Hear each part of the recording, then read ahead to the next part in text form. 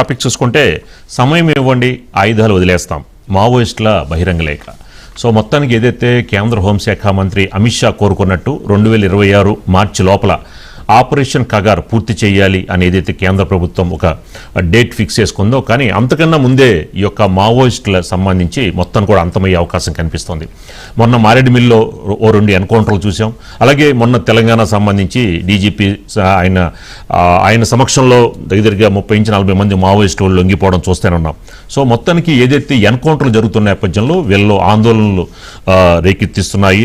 ఈ యొక్క ఆపరేషన్ కగార్ అనేది మాత్రం కేంద్ర హోంశాఖ చాలా స్ట్రిక్ట్గా వెళ్ళడం, దీనికి సంబంధించిన కూడా ఒక ప్రకటనని ఈ యొక్క అంశాల నేపథ్యంలో మావోయిస్టులు కొంత ఆందోళన ఉండడంతో వెంటనే ఒక లేఖను అనేది విడుదల చేసినట్టు తెలుస్తోంది. ఈ యొక్క ఏదైతే మహారాష్ట్ర, మధ్యప్రదేశ్, ఛత్తీస్గఢ్ ఈ 3 రాష్ట్రాల్లో ఈ కూంబింగ్ నిలిపివేయండి, మీరు కనుక కూంబింగ్ నిలిపివేస్తే మేము ఆయుధాలు వదిలే తేదీ ఉండాలి, ఈ ప్రకటన మేము చేయాలి అని అంటే ఫిబ్రవరి 15, 2026 వరకు మాకు గడువు ఇవ్వాలి అని చెప్పి వాళ్ళు కోరారు. ఎందుకు ఇంత సమయం కావాలి అని అంటే ప్రస్తుతం కూడా పరిస్థితులంతా కూడా అనుకూలంగా లేదు.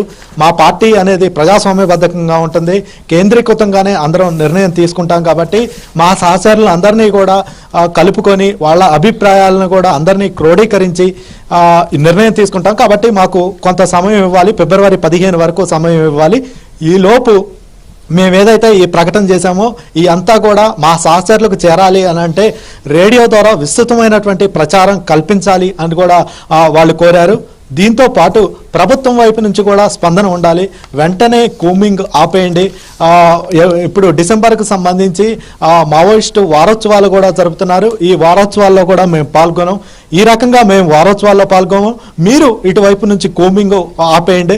ఈ పరిస్థితుల్లో ఒక సానుకూలమైనటువంటి శాంతియుతమైనటువంటి వాతావరణం కలుగుతుంది. ఇదే సందర్భంలో కొంతమంది ప్రజాప్రతినిధులు, జర్నలిస్టులతో కూడా సమావేశం ఏర్పాటు చేయండి, వాళ్ళతో మా అభిప్రాయాలను కూడా పంచుకుంటాం. ఇదంతా కూడా ఒక సానుకూలమైనటువంటి వాతావరణం వస్తుంది. దీంట్లో మాకు ఎటువంటి దురుద్దేశాలు కూడా లేవు. ఖచ్చితంగా ప్రభుత్వం ఏదైతే మా ముందు ఒక ప్రతిపాదన ఉంచిందో ఆ ప్రతిపాదనకు మేము సిద్ధంగా ఉన్నాం. ప్రభుత్వం ప్రకటించినటువంటి పునరావాసాన్ని కూడా ఏదైతే ఉందో దాన్ని తీసుకుంటాము. కాబట్టి ప్రభుత్వం వైపు నుంచి కూడా స్పందన రావాలి. ప్రభుత్వం నుంచి వచ్చే స్పందన కోసం మేము ఎదురు చూస్తున్నామని చెప్తున్నారు.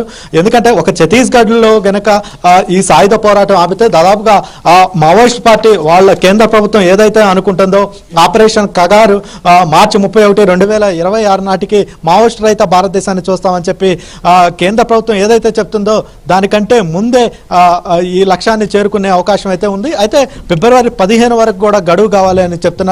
దీని మీద కేంద్ర ప్రభుత్వం ఎట్లా స్పందిస్తుంది అనేది చూడాల్సి ఉంటుంది. ఎందుకంటే గతంలో మావోయిస్ట్ పార్టీ నుంచి శాంతి చర్చలకు మేము సిద్ధమే అని చెప్పినటువంటి సందర్భంలో కేంద్ర ప్రభుత్వం దీని మీద ఎటువంటి సానుకూల స్పందన లేదు.